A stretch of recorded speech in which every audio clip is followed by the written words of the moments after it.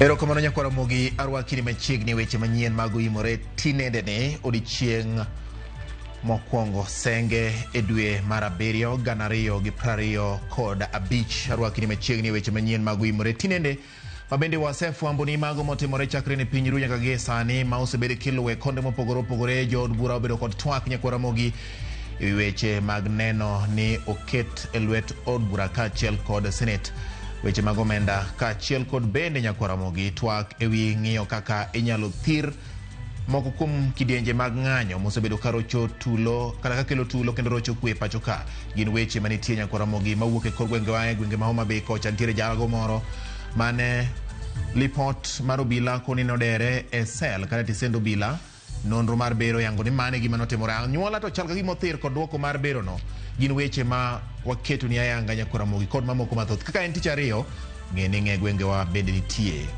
otieno makawuono mokwongo wayud thuond weche. All we want is this Kenyan. Where is he? Nothing more. We are not interested in drama. We are not interested in anything. There is a human being missing. Golo chik ne okwach kich mondo chopie nyime wilal mar jandiko e mbui Ndiangui Kinyagia. People are calling demonstrations and giving public holidays and saying it's free for let's go to State House. The whole purpose of picketing is so that people can know what you are unhappy about. Public Order Act would not actually make any achievement. Jood bura obedo gi ywaruok ewi paro mar chik mageto rido yore mag bago ng'anyo e pacho ka.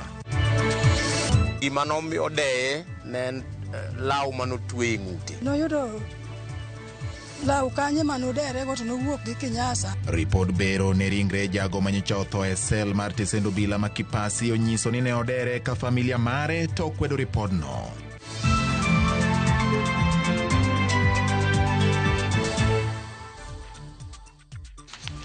Machiegni nyakwara mogi dwani mondo mituri kode namba en 336 Facebook en Ramogi TV Kenya, mbui mar YouTube Ramogi TV Kenya, X en @Ramogi TV KE. Jaloko mara iluongo ni Belinda Phillips, nyinga en George Bati. Machiegni doho ma Milimani ochiko director mar okwach kich Mohamed Amin mondo chope do tich ang'wen jumani mondo ler malong'o kama jandiko Ndiangui Kinyagia nitiere maen bang' Mohamed Amin koso chopo e do kaka do nyochiko odiochieng' manyoro. Okil mar okwach kich kata kamano onyiso do ni okwach kich onge kod jandiko no kendo lero ni gie sani gimanye ka itude kod keyo chenro mag ng'anyo mag rawere e mbui. Gin weche nyakwara mogi Mohamed Oluoni kendo wabro kelo negi gikuko giduto. Kawa sudo en anyuola mar Chukdar mayande onegi gi magena e kinde ng'anyo ma juma mokalo e kar dak Mangara Bure Nairobi. Koro chichni obila opando magena mano negego. Yangore ni lisasino ok oyudi e dend jagono manyinge Fred Wanjala kendo mano miyo anyuola mare paro ni dibed ni opande. Jafwambo marwa Eric Owenga lero matut ewi berono ma otimne ringre Chukdar. Anyuola ma Fred Wamale Wanjala kowayo tho mar wuodgi mane en Chukdar e alwora Mangara pod nigi kuyo kaluwore ni gima ne nyalo konyogi yudo ratiro margi koro bayo wang'gi. Lisasi mane otucho i Wanjala to ne onge kama owuokie. Ne gigeno ni ibiro yudi kawuono kinde bero mar ringre. Risasi yani iliingia mwilini mwake lakini haijaonekana kama imetoka. Kumaanisha risasi hiyo inafai kuwa ndani ya mwili. Lakini ufuatiliaji hapo jinsi umefanywa, risasi hiyo hatujaweza kuipata. Tunauliza je, risasi hii iko wapi? Chenro mar bero mane itayo kod Laktar Richard Njoroge gibedo kod buok bang' koso magina no. Kaka achiel kuom gigo mabiro jiwo nonro mar tho mar Wanjala. Fred ne ochwade gi magina oko mar apis mar Stima Plaza kama ne Riek odhi e nyime gi tije kako Chukdar, seche mane Riek obila rakre matek mokalo gi jong'anyo chwade kadiemo wang'. Na tukumbuke ya kwamba wakati Fred aliumizwa pale Stima Plaza, alipeleka katika hospitali ya Mama Lucy ambayo iko mbali sana. Alipita hospitali mingi sana paka Mama Lucy. Mbona alipelekwa huko? Na leo wakati hata madisi officers ambao wamekuwa hapa walitoroka mapema sana au kungoja tumalize upasuaji wa mwili wa Fred. Nini mbao inafichwa? Serikali inaficha nini katika mtu ambaye alikuwa mwadilifu kazini mwake? Tunaomba aipoa ikuje kati wafanye uchunguzi vizuri. Risasi ambayo iliua Fred ilitolewa iko wapi? Inasemekana kwamba kwa hiyo mwili hakuna risasi. Hiyo risasi imeenda wapi? Sisi hatuna haja na kitu kingine. Kitu tunataka ni risasi peke yake, ndio tujue jinsi hiyo kesi itaendelea. Na serikali, kaeni mkijua kwamba mimi nimeachiwa watoto wadogo. Na huyo mwanaume ndiye alikuwa tegemeo la maisha yangu. So we are asking families to remain firm. We are calling on IPOA. This is a call to IPOA. You must ensure justice is done. Chenro mar bero bende ne otimne ringre mamoko abich mag ji mane owito ngimagi kinde ng'anyo kowuok e lwet obila. Ka kwayo mar ratiro nokwako dho od chuny anyuola mane oyuoro. Anyuola mar Ian Opanga ma jahigni 17 mane onegi Ng'ata Rongai koro oyudre gi kuyo nyadiriyo. Vile niko hivi amenipa ugumu sana. Vile naweza kumbeba hapa kumpeleka nyumbani, nataka usaidizi. Hata kifo chake pia saizi vile niko hivi. Tena babu wake nyumbani reserve. Shoku ile amesikia imefanya tena amekufa sai. Leo asubuhi amebebwa amepelekwa mochari. Kwa hivyo ninasi hii kukufa kwa huyu mchukuu wangu si kukufa kwa mbao alikuwa mgonjwa, ni kuuawa na mambo ya serikali. Mtoto kama mtoto wa miaka 17 angeinua maisha yangu. Angeinua maisha yangu. Mmetuma askari mmepiga mtoto wangu risasi amekufa. Bero ne ota e kar kano ringre ji ma Kenyatta kama ne obare ringre adek ka dek mamoko to ne otim Nairobi Funeral Home machon ong'ere kaka City Mortuary. Eric Owenga, Ramogi TV, Nairobi.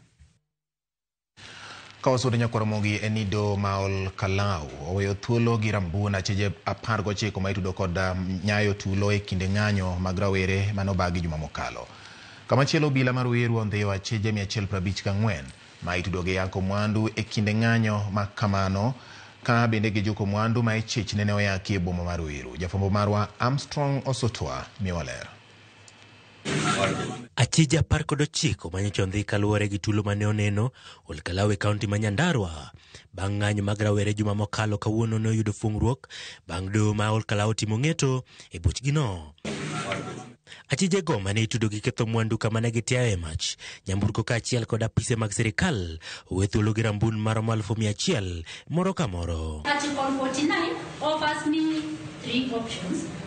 I will exercise the option of releasing the suspects, that is suspect number 1 to 16, then 18 and 19, on a personal bond of 100,000 Kenya shillings each plus 2 sureties who can be contacted anytime, and the sureties shall undertake to produce the suspects as at when required, to which they will commit themselves and be liable to a fine of 100,000 Kenya shillings or to imprisonment for a period of 6 months. To kata obedo ni jomin bura ne dwaro ni omed din ne achijego kuom ndalo 21 e kinde ma nonro dhi nyime, ka giwacho ni achijego dipo ka oricho chenro mag timo nonro, jang'ad bura Judy Castan Thuku ne owito oko kwayo makamano ka owacho ni jomin buchego ok ochiwo dwaro moromo mane nyalo miyo achijego med din negi. All things that could have been accomplished even with the accused persons or the suspects being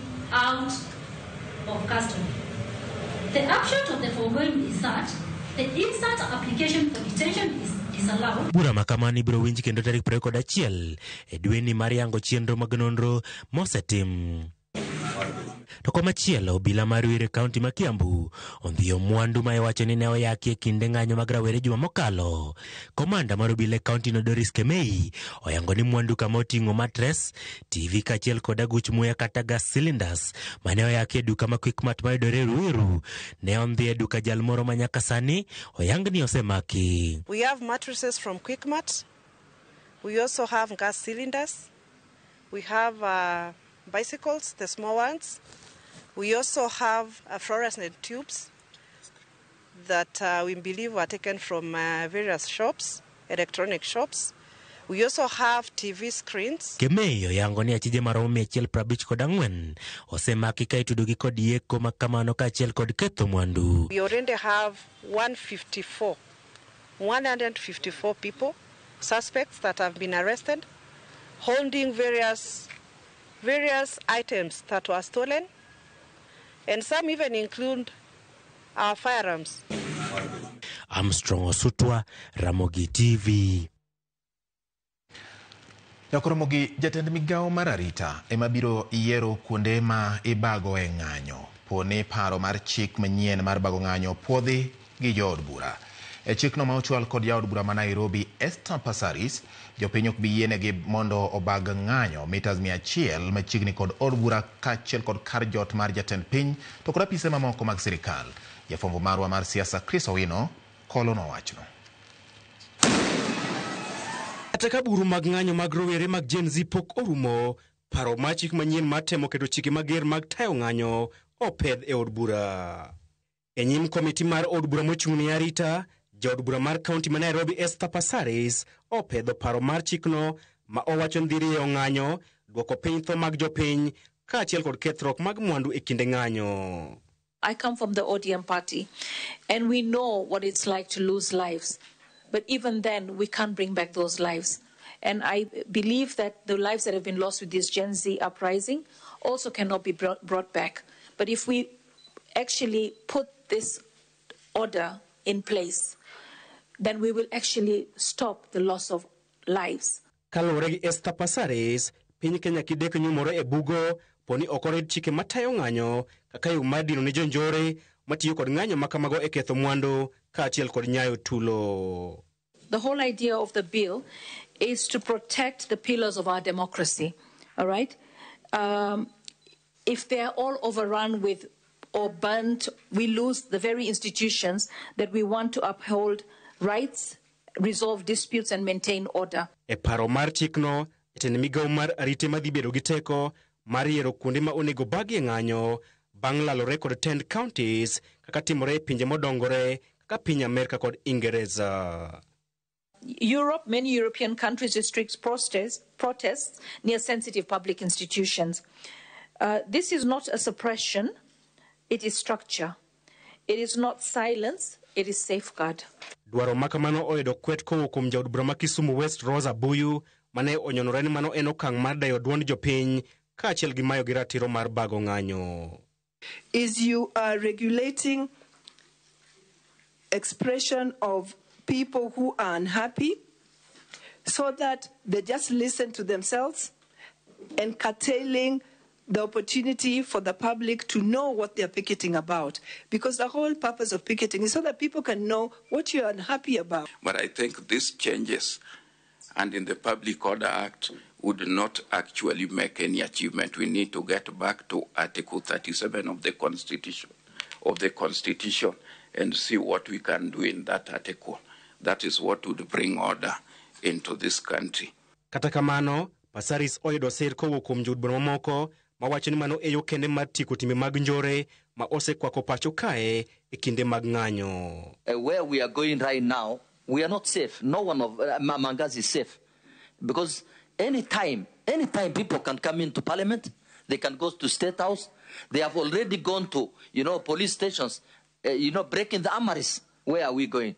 Mopogore gi mano, jopiny madhi e ng'anyo nyaka bed kod jatelo margi kaachiel kod nyiso tend obila e wi apeyni ma gichano luwo e kinde ng'anyo. Paro mar chikno bende dhi kumo jopiny kuom timo ng'anyo machiegni kod od bura, kar jot maduong' ma jatend piny kod apise madongo mag sirikal.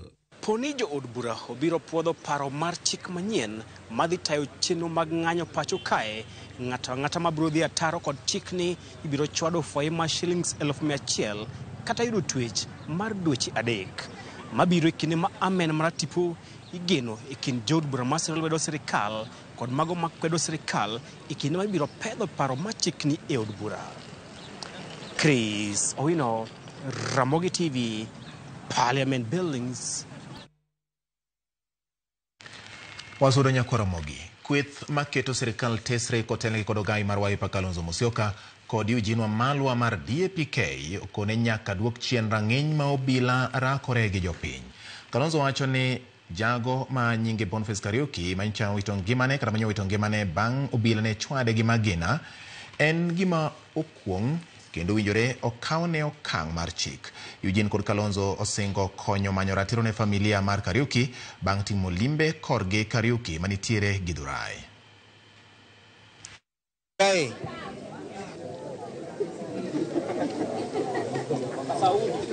Kifo cha Kariuki kama vile kifo cha Albert Ojwang wakati ule, na wale wengine ambao wanauawa kiolela na serikali ya Ruto. Sisi tunasimama na familia, na tayari tumeamrisha mawakili wetu pamoja na ile tume tumeanzisha juzi ikiongozwa na JB Muturi kuhakikisha kwamba kuna hali ya kuregeshewa heshima waathirika wa uongozi mbaya wa serikali ya Kenya Kwanza. Vijana wetu wanauawa kiholela na polisi wa Kenya, na Wakenya wamechoka umwagikaji wa damu katika taifa la Kenya la vijana wetu wa Gen Z. Kijana Boniface Kariuki,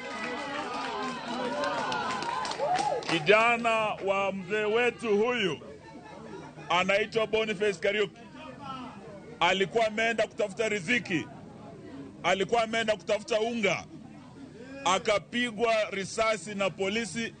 Hakuwa na silaha, hakuwa na shida na mtu yeyote, na Boniface hakufa, Boniface aliwawa. Leo tunataka tuambie Bwana Ruto na Bwana Murkomen ya kwamba leo familia hii inalia tukiwa hapa Githurai, Nairobi, na wanataka haki, na rais na yule anayehusika na usalama wa ndani Bwana Murkomen walisema eti polisi walifanya kazi nzuri.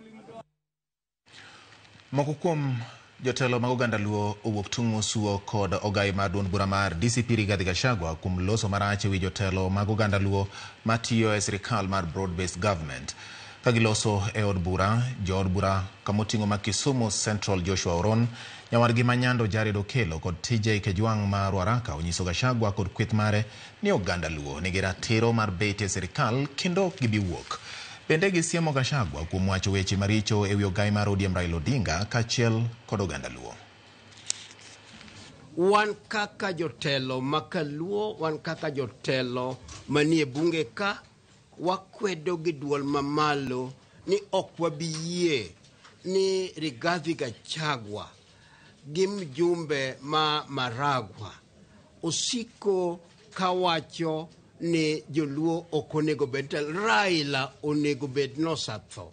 Wadwa wacho kakwa wacho ni Raila nitie, lemo magisalemo igni duto ni mondo Raila otho, Raila ok bi tho.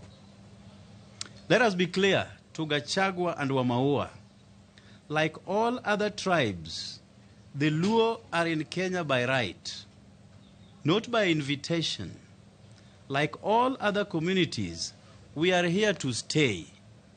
We are not going anywhere, anytime, sooner or later. So they have to know how to live with us. We will always fight for a just, fair, and more equitable Kenya. In the process, as Luo leaders, we will fight for rightful share of the national cake for our people without any fear or apologies. Ng'anyo mar rowere manchane obagi pacho ka juma mokalo pod medo nyuolo paro ahinya to tok moko kuom jotend dinde jiwo rowere mondo dhi e ng'anyo. Chal ma kamano osemiyo kanisa yudo seyo ahinya to kowuok kuom josiasa majiwogi mondo gikaw ting' mar puonjo rowere. Efinya Kidi nigi mathoth.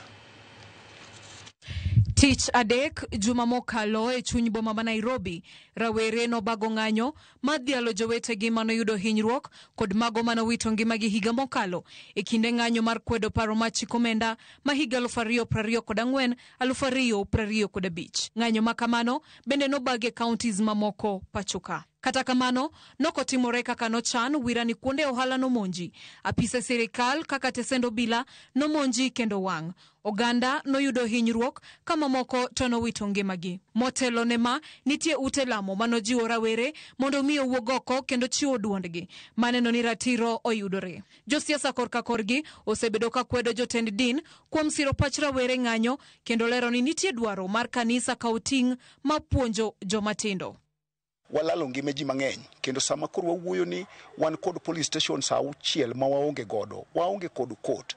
Koro kata kane sirikal ne kwayo ni mondo kanisa puonj joma tindo, wanyalo puonjo joma tindo mana kaka ginyalo bedo joma nyalo empower ngimagi, kaka joma nyalo nwang'o kaka nyalo dak, lakini ok wanyal puonjogi kaka ginyalo dhi e ng'anyo. Ka giloso e boma ma Kisii, moko kuom jotend din oyango ni giikore mar bedo kanyachiel kendo twak e wi yono minyalo tigodo e nyayo kwe pachoka. Twak makamano giwacho ni nyalo mana timore koriw ji duto mondo lalre e paro. National dialogue ni ya muhimu sana na zote tunastahili kuhusika ili Kenya iwe na amani, lakini hatuwezi kuanzia national dialogue kama tujaanzia mtu mwenyewe aanze kujiangalia, familia, makanisa, hata mzie mali wako waanze kuitengeneza, kwa sababu national dialogue inakuwa wakati ambao kila mtu anahusika kuhakikisha kwamba tumekuwa na amani. Onengo mi kanisa thuolo bende, omi kijende thuolo, omimine thuolo mondo bedi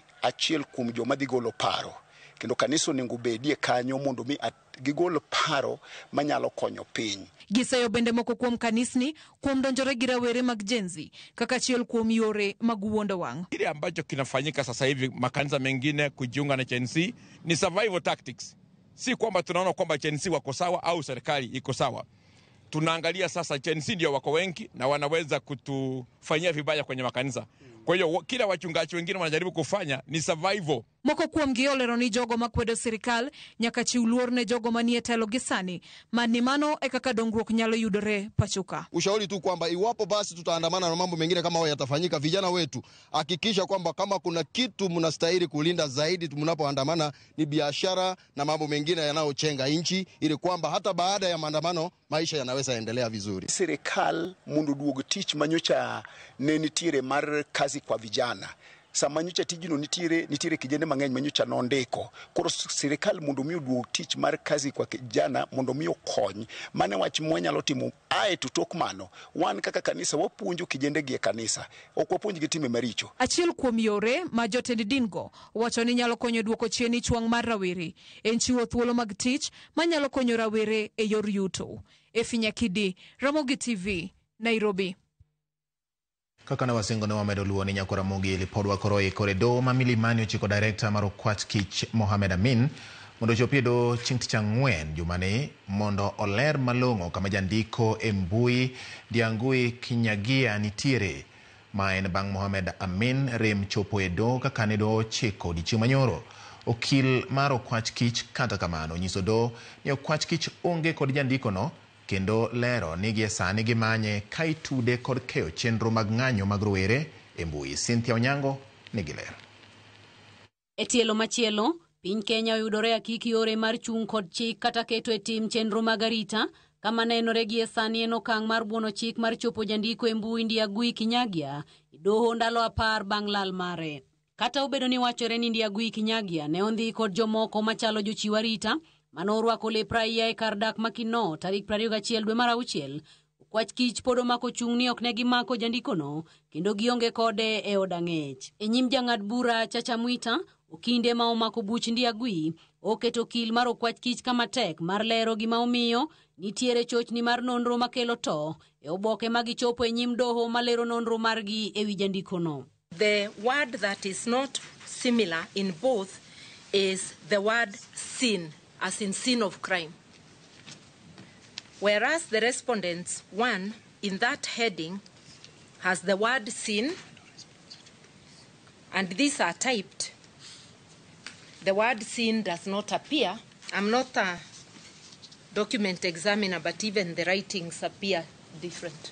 Kaluore kod okil mar Okwach Kich, olero ne doho ni Okwach Kich ne otemo mako Ndiangui to ok ne giyude gino manochuno bila mondo monj ode kendo kaw masinde mage ma osebedo ka otudorego e mbui kaka okang' mar timo nonro matut. Wach ma okinde momako burano to odagi moumoyi gi piny ngang' ni Okwach Kich okwach adier kaluore ni gin kod lony, ng'eyo kod gige tich mamiyo gi thuolo mar yudo ng'ato ang'ata ma gidwaro. It's clearly indicated that as at the time my clients visited the apartment of one Ndiangui Kinyagia, the gentleman was not at his apartment. He had left. Their caretaker has also confirmed that the gentleman left in a company of 2 other unknown ladies, Your Lordship. Their identities was not disclosed. This writ of habeas corpus is unlimited under Article 25, whatever the circumstance or whatever the situation.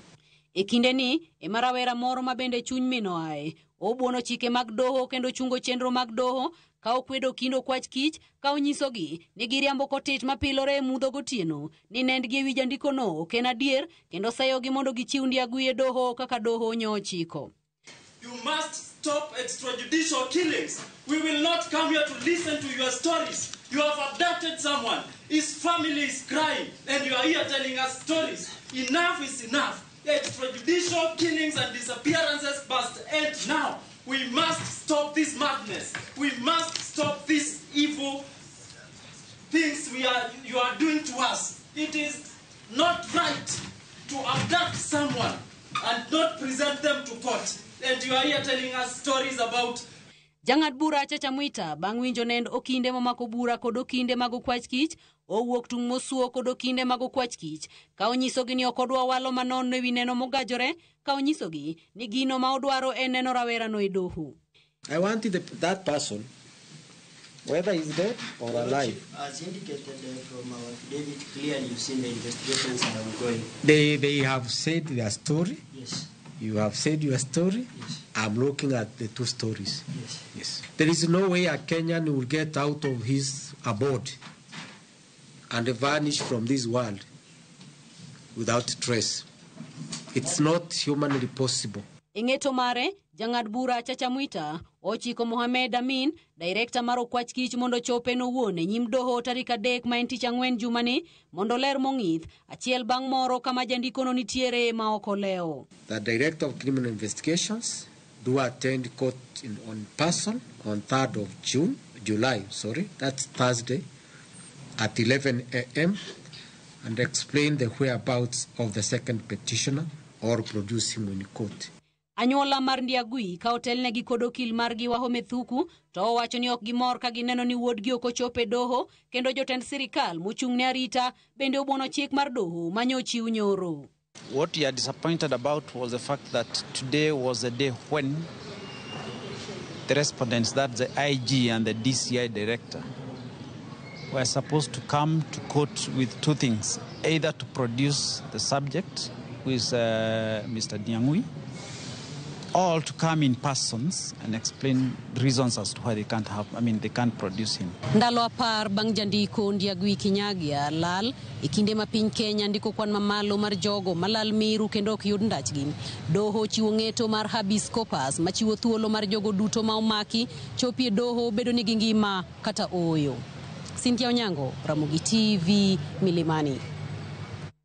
Erokamano nyakura Ramogi kuom keto Ramogi TV gi report mar Cynthia Onyango tero e ywe mokwongo dakika 26 bang' saa 3 mar otieno, weche manyien mag oyimore achiel kachiel Ramogi TV.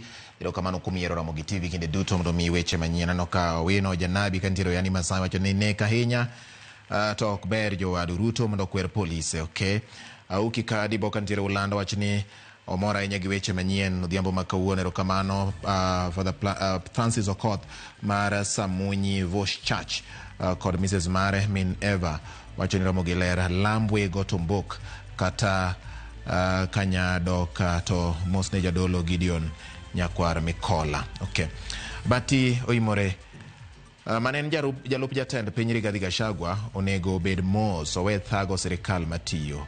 Davis Okoth mar Rodi Kopany.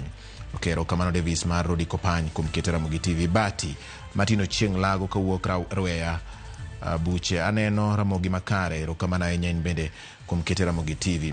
Makamu wa makamu ng'isa ni Bati amor kaka ikelo weche manyien. To anyisi gimoro ni oganda Luo ogwome broad based government ni guomo ng'ero onge wuok. Wacho ni an koro sani kono manandalo to adhi alodichienga mar nyuol mano birthday kon tarik 22 dwe mar 8 mar higa ni mano dong ndalo matin kende. Wacho ni chief guest mare kanyo tingo Super PS Raymond Omolo, Dr. Oburu Ogenga Nyathikich kata youth leader mano patron host Waziri Wandai, master of ceremony Atandi assisted by Udawasi. Okay, opange motwe mano makamero kamana inya aneno ka denoba umoja mar game gotregea wachano nena malera inya kendo imore chopo na yo makare gin giminode Lavenda kamano. Sharon Kizito kawuok Kisumu beno wacho ni mosne oron power mora inya. Barako Chieng wuok Kabolo neno malera inya kenda mor gi weche manyien. Kamano inya kwa Ramogi noka nyola mar joka tumbo bende nyisa ni bati waneni yo makare kinde ma wayuogo tho mapoya mar senior chief Paul Yogo Tumbo. Pole ni sana mano mar Suna Loa mosra inya ujodala kum wito senior chief Yogo Tumbo mabendo wito ngimane apoya nono. Kasto bende mos makende ne Honorable Peter Masara MP Suna West kum wito wuode Hilary bende biro ko tarika 11 dueni manoticha beach manyien. Pole sana mheshimiwa kum wito wuodi bang bedo gidel malit kum dalo. Barako Chieng kamano kumedo ketera Ramogi TV kenda mora inya gi weche kaka biro. Anno kani bende to lela ngisa ni Ramogi TV mol mos kendo atimo mos kumwito senior chief Yogo Tumbo. Kamano wan kod chief Odoyo, chief Ongoche bende. Pole ni sana chief Sam Ochiel winja mabera inya in giminode lungoni Madam Judith. Kasto Shemotho Soja koni bati an bende anka kenda winji Aluo News amor kodi jotelo nego dhi mos kendo giwe wacho weche ma nyalo nyayo pogruok. An gi pacha Gachagua onego omake mapiyo kabisa. He is not above the law. NCIC bende nendo korotero poka winjo ni gilongo Gachagua mondo ndik dhoge. Luo ni kod ratiro constitution mar bedo e serikal mora mora. Last Liberty kanisa to en adier ni osegowa piny. Kanisni mathoth jiwo mich maloyo jiwo chunje mag joma tindo mondo donjie yor Kristo ma obidhore. Kiboko bende onego duoki school with immediate effect. Mano wach mowacho. Wadhi ywe nyakwa Ramogi ote ugi podora ora gibiabia kamano nikech kaka uywe machielo pod bro dhi nyime kod somogi ma en Ramogi TV kikidhi mabor.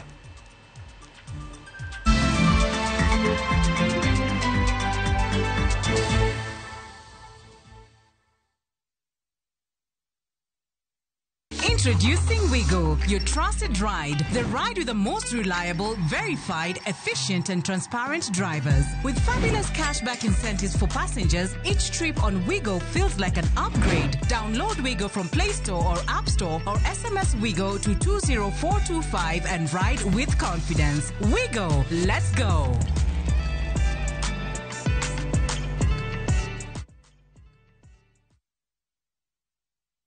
Mimi kama MC natenda ninayoyasema.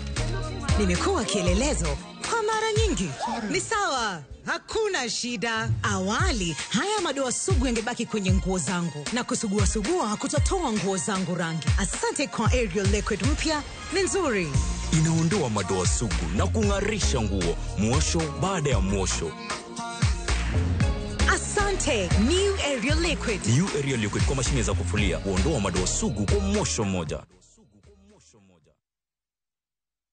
Beokudo, Luangni, nyuo kod kudi mamoko, chandi kuom jamni kendo moni loso hala. Idoro konyruok matiyo nyadiriyo. Wakel Textop 550 EC, ma en rageng motegno chia kod jamni magi. En kod clopyrifos kod sapamethrin. Textop 550 EC sanego kute, okuodo, luangni, nyuo kod kikun, mana kadiemo wang. Ruyath mar Textop 550 EC, rapima 20 ml, kod pi rapima 20 liters, to ibiro gengo jamni kod chia magi ne tuoche machendo.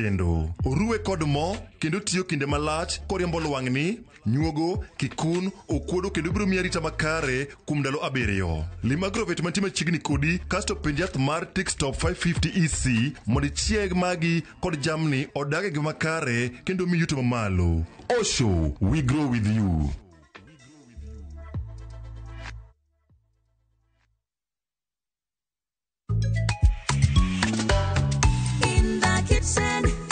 What do we bring? Break a cubicle string, flavor on a string. Pull it, tear it, crumble it. Let the fresh flavors all get in. Make it bits more tasty. Family more healthy. Reiko cubes could string my bestie. Reiko cubes mingewe nyocha mandadhu mare miyo chiembi medo bedo mamit moloyo. Sani koro nitie paket manyien. Yud mari e duka kata supermarket mantie machiegni kodi kawuono.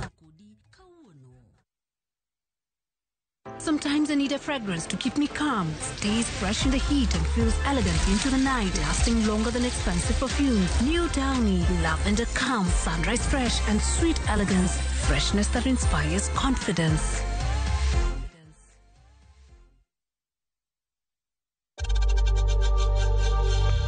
We know times are tough, so save money by buying airtime from M-Pesa to any network with zero transaction fees. Dial *487*2# and get your airtime PAP with zero transaction costs.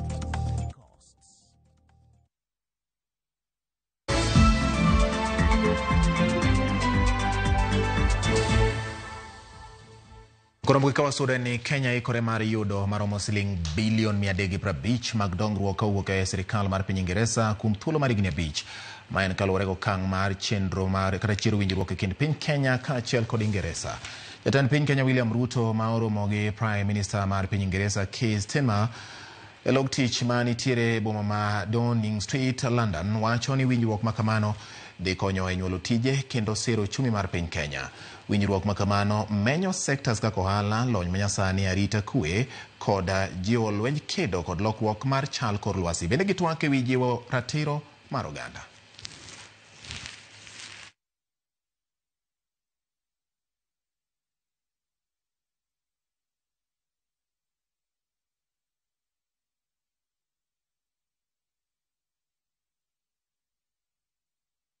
Congratulations on this. I think this is a wonderful moment for our two countries. So do I. I think it allows us to go even further and shows the ambition that we have.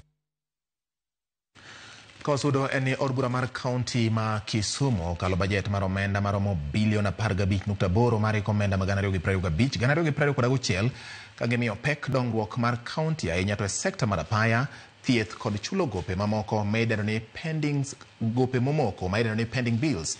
Jakom mar budget Joakim Okech owacho ni sectors go omi pek kaluwore gi dwach jopiny kod rem ma osebedo. Millicent Adhiambo nigi ler mathoth. Eiko mendani malufaro proga bech paroga uchiel. Ten county ma Kisumu ndiko sigana.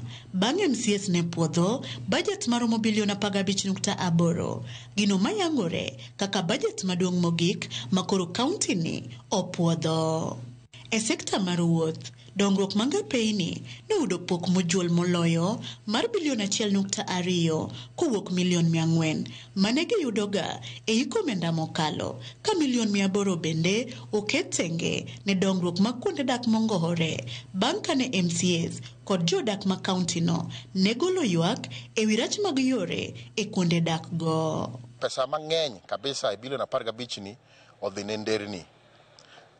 Gimomiyo pesa ni odhi nderni mang'eny, members fail kata gi jopiny ni nderni mag Kisumu rach ahinya kabisa.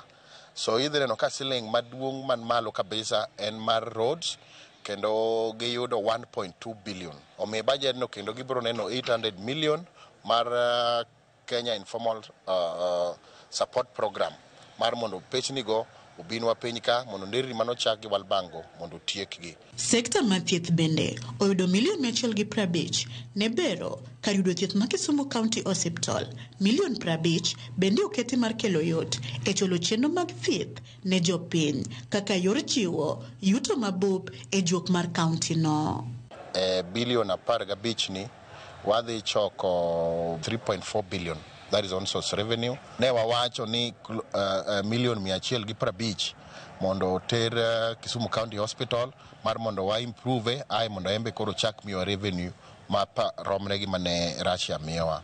Ewi gope kata pending bills mag 10 county, milion 600 oketi ne chulo gopego. Gege tamar duogo geno ne wego rak ma kuom kinde osebedo ka bandho gopege. Bende e chikno olero ni sani gibiro gi lony manyasani mabiro konyo e teko gopego duto e iko omenda achiel ma ok ni gidonjo e higa machielo gi gope. We budgeted for 600 million, which is of course not enough because our verified pending bill stands at 1.6 billion. We did budget for 3.8 billion, but the county was only able to realize 1.8 to 2 billion, meaning we have a deficit close to 2 billion. So those projects, we are not going to lump them under pending bill. We have created another system, what we call rollover. We have rollover projects worth 1.6 billion. Kapok mamoko otingo, milion 5.4 maoketi ne chulo sach MCS kod jotije county. Kamano, kawa tamalo 40 mar budget no mangima. Milion 30 bende oketi, mar bero yore kao pa jopiny, kata public participation gi dhongere. Ka sekta mar weche tuke, omi milion 3, ka milion 100 oketi, mar biro neno ni gedo mar assembly kata od bura matin manyasani ma Kisumu obiro rumo. Ten county ma Kisumu bende koro geto mar biro choko bilion 3.4 kowuok e juok. Ewi mano ten county ma Kisumu koro kwayo piny owacho mamalo mondo med pok mag omenda ne counties kowuok e bilion 314 nyaka bilion 350 mondo okonye chopo chenro makare mag dongruok ne jopiny kendo bero loch gwenge. Millicent Adhiambo, Ramogi TV, Kisumu County.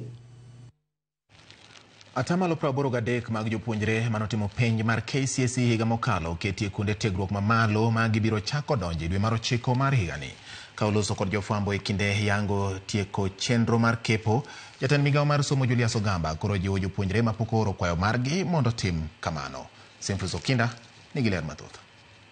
Okang' mar ariyo mar kepo mar jopuonjre manotimo KCSE higa mokalo orumo ayanga kawuono. Kaluwore kod jatend migao mar somo Julius Migoso Ogamba, kuom jopuonjre mohewo 900 manotimo, atamalo 83 oyudo thuolo e kuonde somo mamalo mopogore pacho ka.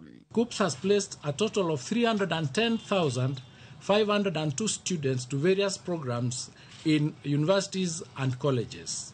This number consists of 2024 KCSE cohorts and applicants from other KCSE years. Ne jopuonjre madhi e mbalariany, atamalo 90 biro dhi e mbalariany mag sirikal kamodong' okete mbalariany mag ji giwegi. A total of 162,252 and about 17,873 are going to private universities. Kopogore gi ng'iyo mapile, kuom jopuonjre 244,563 manoyudo C+ kadhi malo, kendo nonego donje mbalariany moyo jopuonjre 10,000 kwanno noyiero donje TVETs kod kuonde tiegruok mag KMTCs. We have 7,640 who elected to go to TVET institutions instead of universities. We have 6,750 who elected to join KMTC and other institutions like primary TTCs. Ogamba olero ni course mar nursing oyo jopuonjre mathoth higani kipimo kod higni mamoko ka jopuonjre moyo 25,000 oyudo thuolo mar timo nursing. Diploma and certificate nursing programs with a cumulative capacity of 2,986 attracted the highest number of applicants, people going to work abroad. Because of that fact that there are jobs available, you find that much more interest in the nursing courses.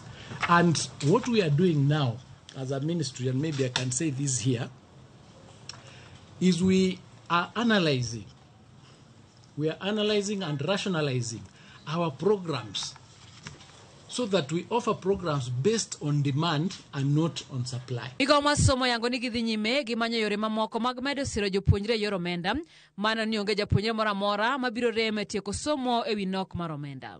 We will be inviting other ministries to set aside funds that can be allocated to the Higher Education Loans Board to administer as a revolving fund for supporting students enrolled in institutions under their ministries. Jopuonjre duto mapokoro kwayo ijiwo mondo tim kamano e mbui mar KUPS.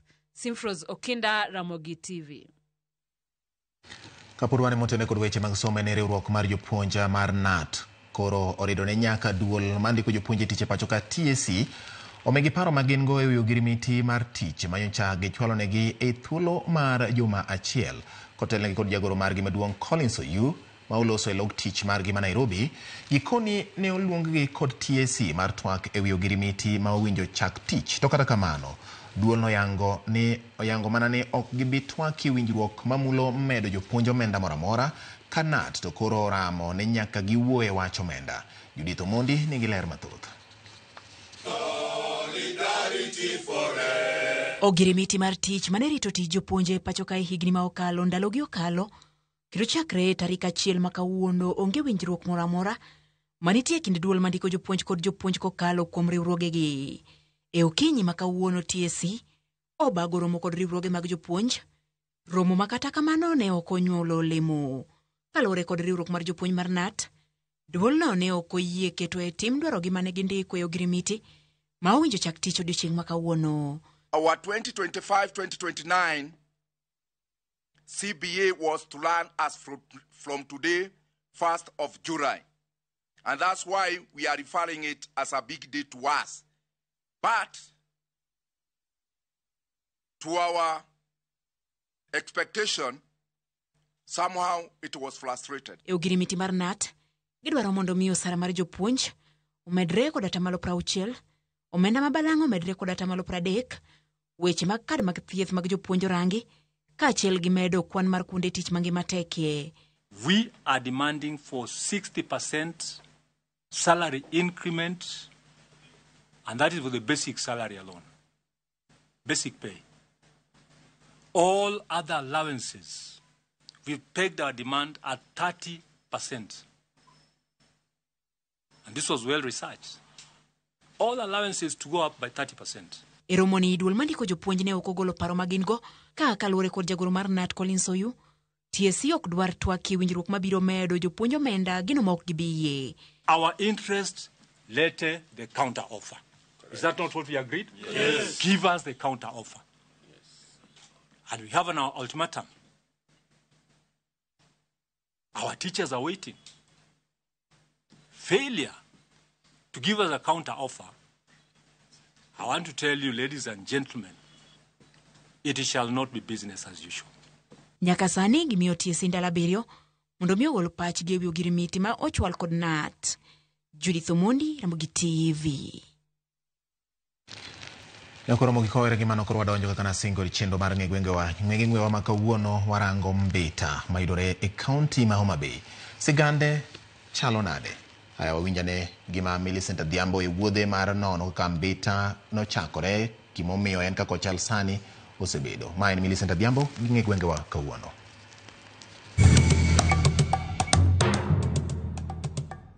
Nyakwara Moge Juang machiegni kendo e tielo machielo e chendo ni mar ng'egwengewa. Jumani, kalapapla mar ng'egwenge owuok e kaunti ma Migori, ofuyo mobiro piyo e kaunti ma Homa Bay, e boma karda kata gweng' mong'ere ni Mbita machiegni. Ka isekalo kata iselimo kama iluongo ni Mbita, iparo ni ang'o madine mi chak gweng'ni ni Mbita. We wawinjane ni jodak kod johala malorani, to pachgi chalo nade koting'o kod nono mar nyingweng' boma kata chiro ma Mbita. Gimomiyo ka iluongo ni Mbita kane wabedo piny chien kocha gi jodongo, wambe ni wapenjo penjo machalo kamano. Nwayudo ka en mainland to ringo dhi mogik e sori momakore gi chula. Koro mane miye nying miluongo ni Mbita. An onyuola Mbita ka. To wayudo kochaki ni Mbita sai. Nen kama kane wonjo kaka jonyuolo ne wacho ni en kama kidonje to dok dala tek. Emomiyo nochake ni Mbita. Ka nochak ni Mbita nikech kata kisomo muma Mbita en kama nitie kendo en lo modonjo e nam. Lo modonjo e nam kasto ji odhi modaki. Ka gimiyo chak ni Mbita nikech joka nohero rech, ne giluwo rech. To rech ne giluwo tinyudo ka ne welo ne biro mang'eny moa kuonde mopogore opogore. Ka biro Mbita gibiro luwo rech. Bang' winjo kaka jogweng' lieko koting'o kod nono mar nyingweng' boma kata chiro ma Mbita. Adieri moting'o kod kuku mar wach to ni kanye. Jodongo mane nitie kane gweng' boma kata chiro ma Mbita ne chakore to wacho ang'o. Mbita ne en migamo matin mane joma chon ne kala ka dhi chula, jochula be kalo ka biro loka wakon. Koro mos gi koth nochwi matin, koro tamo ji kalo. Koro dhia kamano, koro tamo ji kalo kabisa. Koro jopiny oparo ni ere kaka dang' wadhi chula, nolos yie.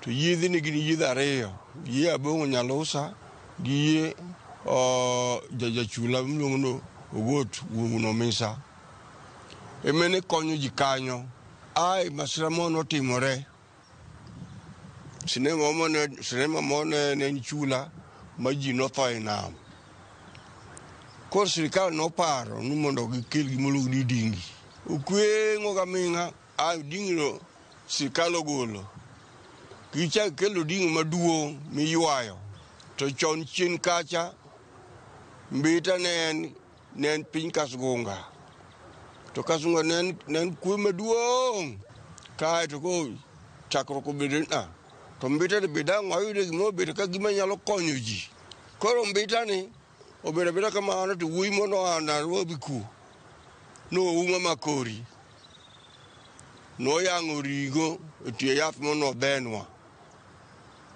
koro umone ndusu ne ji ring'o ka to ko jodugo wani ndalawa ka ni kadieda emne chako gero ot moro mbita kanyo matin mane ji betie koro joma ginene ramba buoro kanyo kaka piny oyiso gidhi chula koro udi gichako mana medre mos koro miyo mbita oyawore ma koro nyaka chil kawuono ko udi gera mane kaka mbita chalo. Bang' winjo nonro ewi gima dine mi chak kar kae ni mbita, we wawinjane koro ni mbita landore kod weche kata timbe mage. Umbwa landore nikech mane dalawa ne en Kasgungawa omiyo nyaka ne humbe landre nikech wan wig mbita makom wan wig mbita. Wan kaka jo mbita ong'ewa kaka jo lupo kit lupo te en mana mbita kaeri. Idwaro lupo mar mbuta, idwaro omena, idwaro ngege, kit lupo duto. Mbita nong'ere ka luwore gi ne en dho nam ma rech gi omena ne nitiere maber chon ne yudore momiyo ne ji ema biro kawacho ni an adhi mbita to rech ne ema nomiyo landore kata omena ne ema nomiyo landore mang'eny sana. Ne nitiere kaka ne ji ok nyal kalo kadhi loka kocha omiyo nobedo town ma tich ne tek ahinya ka nochakore to nikech wuodwa mane wageno mane Nyasaye noseyo matom buya noketo weche malong'o ma mbita tinde en town ndaro oriw koni gi kocha kendo koro ji nyalo kalo gi geche gi gik maringo kacha joma wuotho to bende mbita ong'e kaka kuond ma tourist ohero bire kech kata kane wadongo wazunge nohero ka kabisa kane gikalo gi nyaka Mfangano gineno alwora mar nam ka yamo futogi maber. Wan kaka jombita ong'ewa gi kitwa gi tembewa nikech wan jomolony nikech wan joma nohero watiyo tich matek gi pesa wahero pesa dholuolo. Bang' winjo gigo ma mbita landorego wawinja nena ni to gin dongruoge mage ma mbita osenyuolo e ngima jodak makae.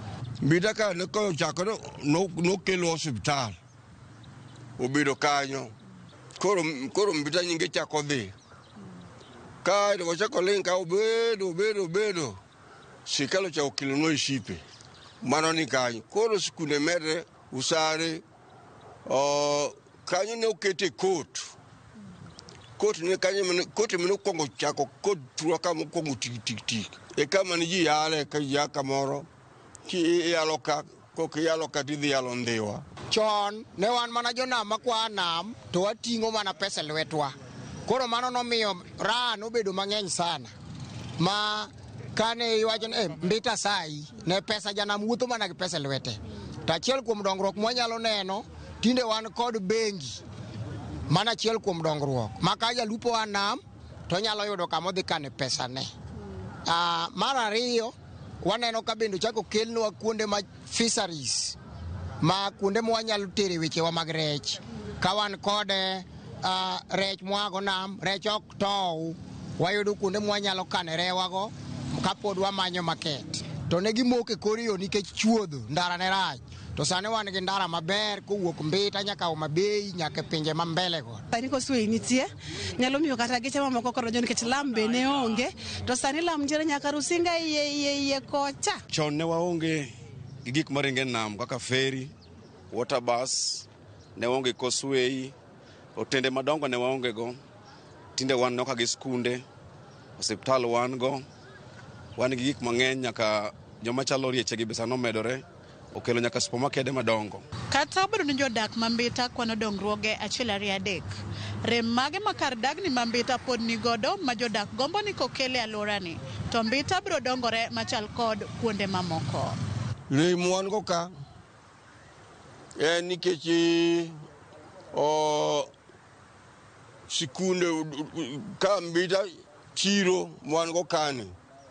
Waneno kodi. Gima thiro dongruokwa mambita en kang'iyo taneno ka sitima lal saidi. Koro yudo kata ka itiyo gi kula matiyo gi fridge matiyo gi stima mondo ikane kata mana rei moro kata otende machalo kamago. Yudo ka sitima inyo biashara mambita. Kech en sitima makolalo kinyi to lalo kinyi kudhiambo. Bagombo kata ni mondo kelnwa kata project moro mar loans moko manyalo miyo jo ohala tingre malo mondo dongruok obede e chiro kama wantiere nikech dongruok onge gi joma miyo wa loans onge gi pesa malong'o monyalo loko godo. Mbita wadwaro kendo waseketo weche maber ni mondo Mbita obed gi university. Nikech rech sani dok chien. E weche mag lupo jo Coast Guard yenyowa sana. Ka gibiro nego beni gi aka to gidhi girito jo mpaka. Ok onego beni gibiro ka wan ma gichako chando nikech mano mayudo mathesgi ema pod gikawo. Koro mano bo waneno kum gi pek. Mana kamano nyakwara mogi gi kanye mwachopo godo gi komatelo makawuono e chendo ni mar ng'egwengewa. Kaka wuono ageno ni koro ing'eyo gimomiyo Mbita iluongo ni Mbita. Omiyo kik idhi mabor med kete mane wang' jowi marwa mar Ramogi kuma juma manyien bende aduogo ni kod nonro mar gweng' machielo. Erokamano kuom bedo kodwa oriti masane. Nyinga Millicent Adhiambo kata kihero inyaluonga ni Nyaboma.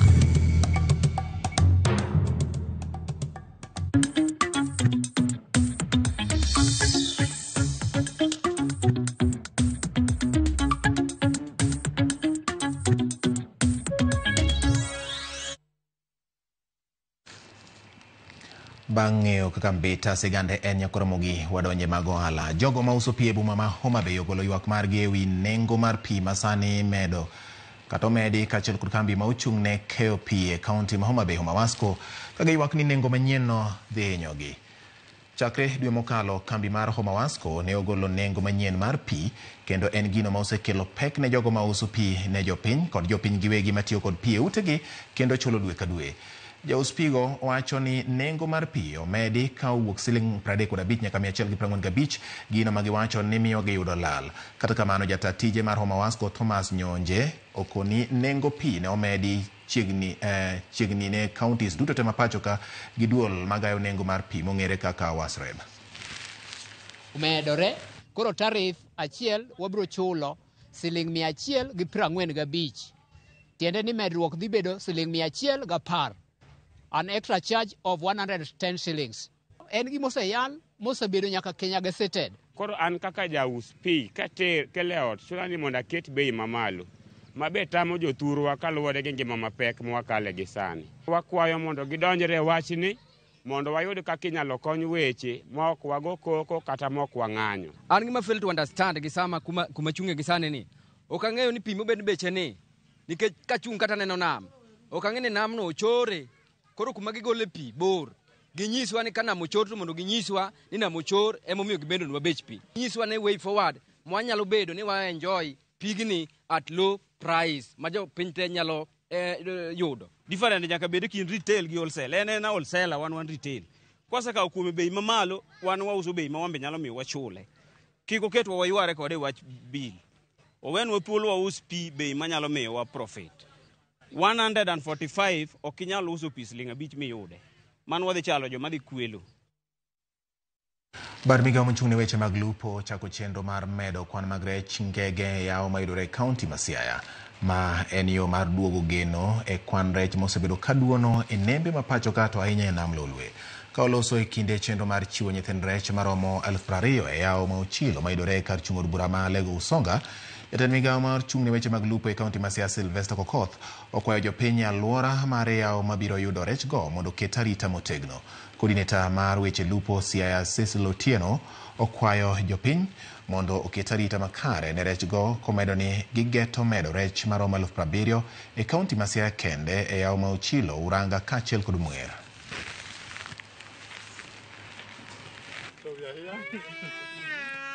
Dam mokwongo dhi yudo rech 20,000, dam moro dhi yudo rech 15,000 to dam machielo dhi yudo rech 35,000. Koro anyalo kwayo management mar dam gi mondo gimed rito rech wagi, nikech sani rech namba mar rech odok chien. Warite to rech medo nyuolre. Ten kama ng'ato ok nid kech, joma ne area ni gweng' ni koro konego bed ni nindo kech kata ni chamo alot pile pile. En gima kiwito iluonga ng'ano olo to yudo rech achiel kata ariyo medhi tedo. Onego bed na luora ne ka wanyalo pidho nyanya, wanyalo pidho tungu, wanyalo pidho dania, wanyalo pidho alode mopogre opogre mondo gweng' ma around Chilo obed kod chiemo mag horticulture moromo. En bende keto a sense of responsibility nogandawa. Gemiluongo no common use resources kaka dams kata kaka grazing ground. Onego bed wan kaka oganda waneno ni gino warito maber mondo konywa kaka oganda.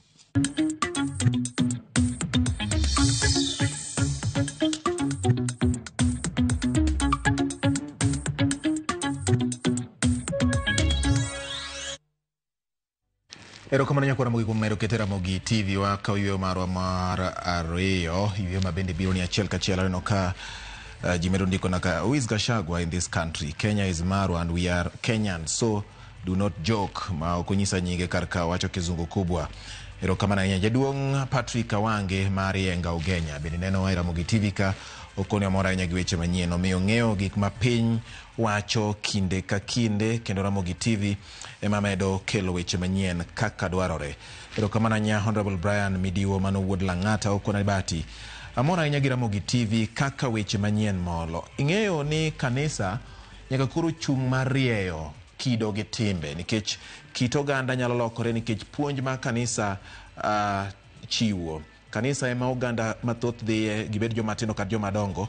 Koro ka kanisa oketo kido ma kare kinde nyithindo, to gibiro bedo joma obidhore. To kopo ni owegi aweya ni kanisa oketo mana siasa gi diro weche ma samoro giduokore gi jo siasa, to koro chal gima gidonje siasa gi titijgi mar rieyo chunje kendo miyo jomatindo bedo joma odimbore e kinde duto. Mano en ting' maduong' ma ka gitimo to piny Kenya nyalo bedo gi fungruok, kendo jomatindo bende nyalo winjo dwaro mar piny kendo ng'eyo ni bidhruok ema nyalo gero piny to koko giketho mwandu.